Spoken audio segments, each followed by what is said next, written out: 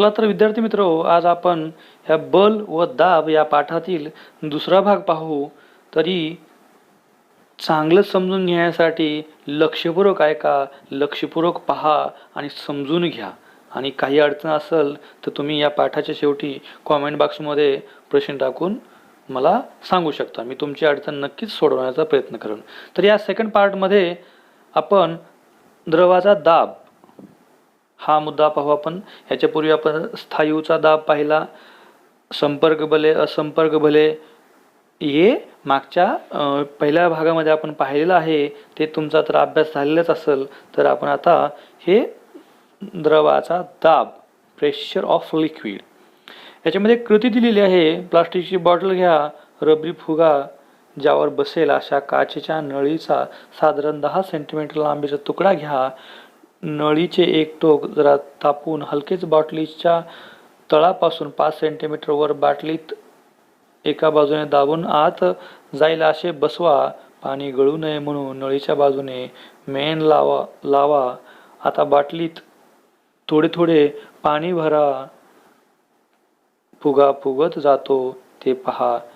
यावरून काय दिसते? पाण्याचा दाब बाटलीच्या बाजूवर पडतो. नक्कीच या चित्रात आपल्याला दिसतंय की पाणी भरल्यानंतर या बॉटलवरती त्या पाण्याचा दाब पडतोय आणि हा फुगा फुगतो. इथे दुसरी कृती दिलेली आहे. या कृतीत दिसतंय आपण एका बॉटलला 3 छिद्र पाडले, 1 2 3, आणि आपल्याला दिसतंय की 1 नंबरचं छिद्र काय होतंय, हे जास्त लांब पडतंय, 2 नंबरचं त्याच्यापेक्षा कमी, आणि 3 नंबरचं सगळ्यात कमी अंतरावर पाणी पडतं. याचं कारण काय असतं की कारण हे आहे, 1 नंबरवर किती पाण्याचा दाब आहे, 2 नंबरवर किती आहे आणि 3 नंबरवर दाब किती आहे. जेवढा दाब जास्त तेवढं त्याच्यावर पाण्यावर जास्त दाब पडतो आणि ते पाणी दूर पडतं. म्हणजेच त्या द्रवाची जी खोली असते किंवा त्या छिद्रावरची छिद्र किती खोल आहे याच्यावरून त्याच्यावर दाब वाढत जातो. नंतरचा मुद्दा आहे वायूचा दाब. एखादा फुगा तोंडाने हवा भरून फुगवताना तो सर्व बाजूने फुगत जातो. फुग्याला बारीक छिद्र पडले तर त्यातून हवा बाहेर जात राहते आणि फुगा पूर्ण फुगत नाही. ही निरीक्षणे वरील द्रवावरील प्रयोगाच्या निष्कर्षाप्रमाणे आहेत. असे दिसून येते की वायू सुद्धा द्रवाप्रमाणेच ज्या पात्रात तो बंदिस्त आहे त्या पात्राच्या भिंतीवर दाब देत असतो. सर्व द्रव आणि वायू यांना द्रायू म्हणतात, फ्लुइड म्हणतात अशी संज्ञा आहे. सर्व द्रव आणि वायू यांना द्रायू म्हणतात, फ्लुइड म्हणतात. पात्रातील द्रव पात्राच्या सर्व पृष्ठभागावर म्हणजे भिंतीवर आणि तळावर आतून दाब प्रयुक्त करतात. बंदिस्त अशा दिलेल्या वस्तुमानाच्या द्रायूमध्ये असलेला दाब सर्व दिशांना समरूपाने प्रयुक्त होतो. आपण घरी गॅस वापरतो.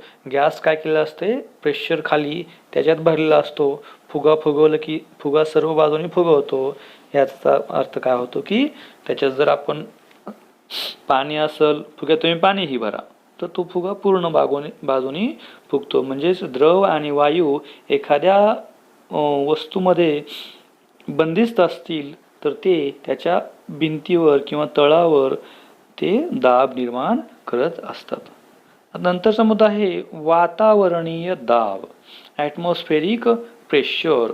तर हे ॲटमॉस्फेरिक प्रेशर हे पृथ्वीवरील सर्व बाजूंनी हवेचे आवरण आहे, हे आपल्याला माहिती आहे. ह्या आवरणालाच वातावरण असे म्हणतात. पृथ्वीच्या पृष्ठभागापासून सुमारे 16 किलोमीटर उंचीपर्यंत हे वातावरण आहे. जे वातावरण आहे ना, पृथ्वीपासून 16 किलोमीटर उंचीपर्यंत आहे. त्यापुढे सुमारे 400 किलोमीटरपर्यंत अतिशय विरळ स्वरूपात असते. हवेमुळे निर्माण झालेल्या दाबाला वातावरणीय दाब असे संबोधले जाते. हवेमुळे जो वातावरणामध्ये दाब निर्माण होतो त्याला वातावरणीय दाब असे म्हणतात. अशी कल्पना करा की एकक क्षेत्रफळाच्या पृथ्वीच्या पृष्ठभागावर लांबच लांब पोकळ दंडगोल उभा आहे आणि त्यात हवा आहे. या हवेचे वजन पृथ्वीच्या दिशेने लावलेले बल आहे. याचाच अर्थ हवेचा दाब म्हणजे वजन आणि पृष्ठभागाचे क्षेत्रफळ म्हणजे याचे गुणोत्तर. समुद्र सपाटीला असणाऱ्या हवेच्या दाबाला 1 ॲटमॉस्फिअर म्हणतात. समुद्र सपाटीलाच का?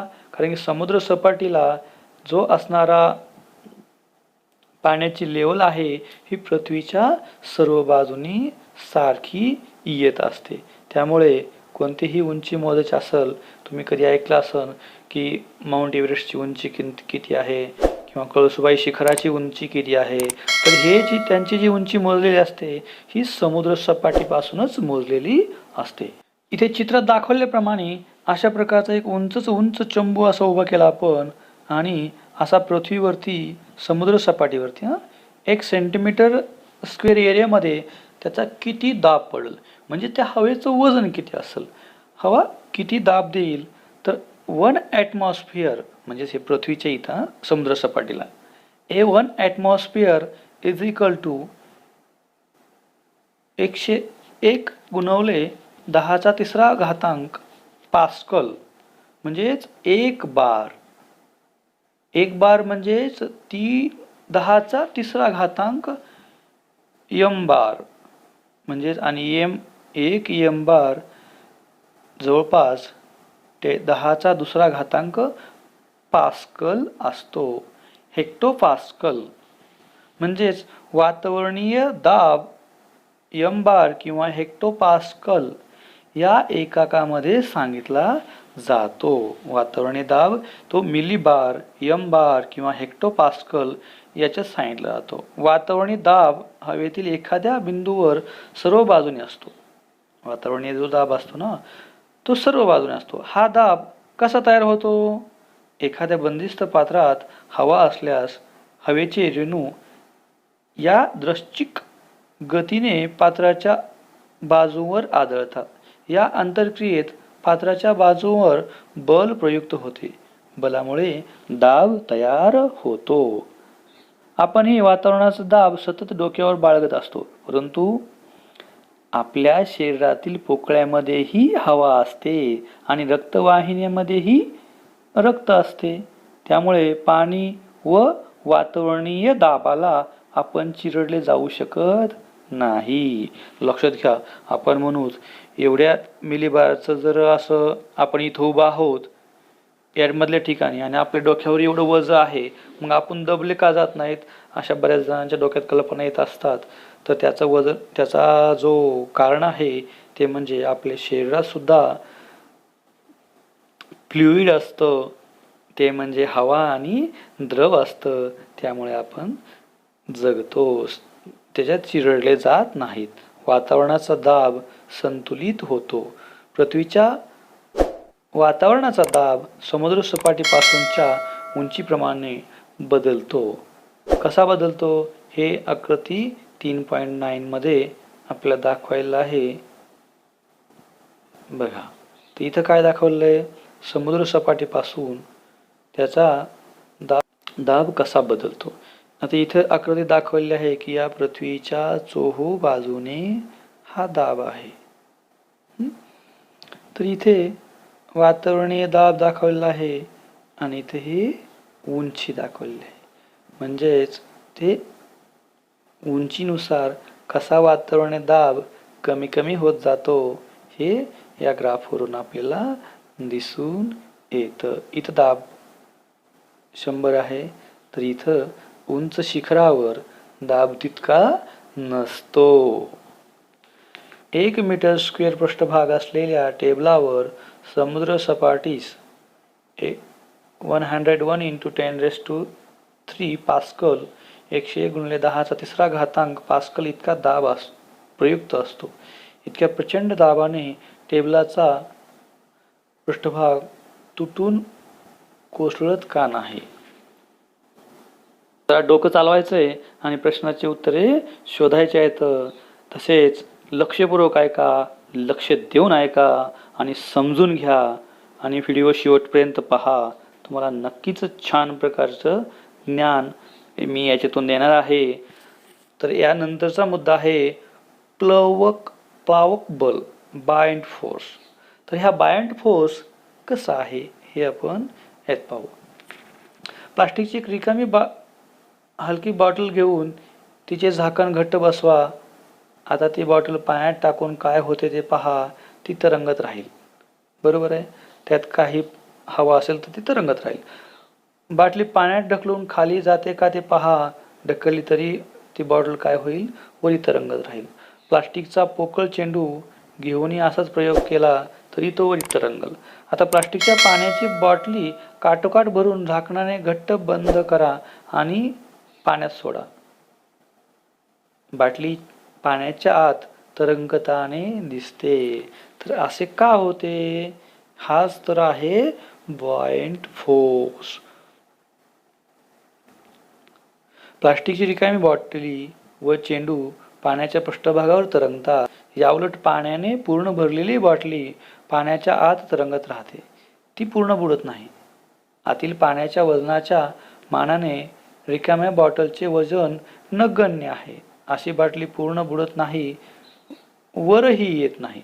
याचा अर्थ पाणी भरलेली बाटलीवर खालील दिशेने प्रयुक्त गुरुत्वीय बल त्याला विरुद्ध वरच्या दिशेने प्रयुक्त अशा बलाने संतुलित झाले असणार. हे बल बाटलीच्या सभोवतालच्या पाण्यातून उद्भवलेले असणार.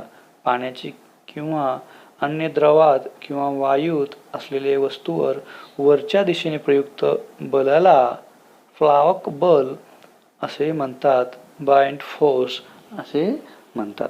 हे उदाहरण आपण प्रॅक्टिकली बऱ्याच वेळेस बघितलं असेल की पाण्याने भरलेली बॉटल खाली तळाला जात नाही, तर ती अर्ध्यात राहते. कारण की त्याच्यावर त्या बॉटलला खालच्या बाजूने गुरुत्वीय बल ओढत असतं, तर वरच्या बाजूने हा बायंट फोर्स त्याला वरती ओढत असतो आणि ती बॉटल मध्ये बुडत नाही. तर याच्यानंतर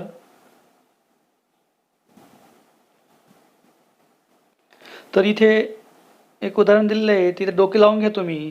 ते आपल्या प्रत्येकाच्या जीवनातील घटक आहे. काही मुलांनी नसन पाहिलं, पण पाणी शेणतानी जोपर्यंत बकेट पाण्यामध्ये आहे तोपर्यंत ती बकेट आपल्या हलकी जाते, पण ज्यावेळेस ती पाण्याच्या वर येते त्यावेळेस तिचं वजन आपल्याला जाणवतं. हे करून पाहायला इथे एक दिलेली ॲक्टिव्हिटी. एक ॲल्युमिनियमचा लहान पातळ पत्रा घ्या आणि एक बादलीत पाणी घेऊन हलकेच बुडवा. काय आढळेल? आता त्याच पत्र्याला वाकून लहानशी बोट तयार करा आणि पाण्यावर सोडा. बोट तरंगते. लोखंडाचा खिळा पाण्यात बुडतो, पण स्टीलचे मोठमोठे जहाजे तरंगते. असे का होते? द्रवात बुडविलेल्या वस्तूवर प्लावक बल प्रयुक्त होत असते. वस्तूचे वजन कमी झाल्याचे आपल्याला जाणवते. हे बकेट ओढ्यामध्ये हे बरं का कारण. गोड्या पाण्याच्या पोहण्याच्या तलावात पोहण्यापेक्षा समुद्राच्या पाण्यात पोहणे सोपे असते. ज्याने कधी पोहायला असेल तर त्याला अनुभव आला असेल, आणि त्याचं कारणही तसं आहे. याचे मुख्य कारण म्हणजे समुद्राच्या पाण्याची घनता साध्या पाण्याच्या घनतेपेक्षा जास्त असते, कारण त्यात क्षार विरघळलेले असतात. ह्या पुस्तकात तुम्ही पेल्यामध्ये पाणी भरून त्यात लिंबू सोडल्यास ते बुडते, पण पाण्यात 2 चमचे मीठ टाकून ढवळल्यास त्यात मात्र लिंबू तरंगते, हे अभ्यासले आहे. पाण्याची घनता मिठाने वाढते, तेथे प्लावक बल गुरुत्वीय बलापेक्षाही जास्त होते. या उदाहरणावरून काय दिसून येते? तर प्लावक बल 2 गोष्टीवर अवलंबून असते. तर हे प्लावक बल 2 कोणत्या गोष्टीवर अवलंबून असते? एक तर वस्तूचे आकारमान, म्हणजे तो लोखंडाचा गोळा आहे का लोखंडाचं जहाज आहे. द्रवात बुडणाऱ्या वस्तूचे आकारमान, त्याचा पत्रा असेल तर आकारमान मोठा होईल. आकारमान जास्त असल्यास प्लावक बल जास्त असते.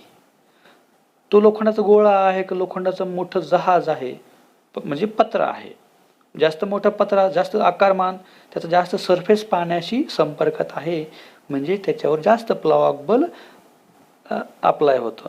द्रवाची घनता, जितकी जास्त घनता तितके प्लावक बल जास्त असते. अशा प्रकारे हे प्लावक बल तुम्हाला व्यवस्थित समजलं असेल. माहीत आहे का तुम्हाला, एखादी वस्तू द्रावात टाकल्यास ती द्रवात बुडते, वर येऊन तरंगेल की द्रवाच्या आत तरंगेल हे कसे ठरते?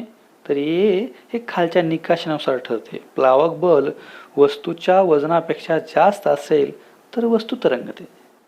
प्लावक बल, लक्ष देऊन ऐका, नीट समजून घ्या.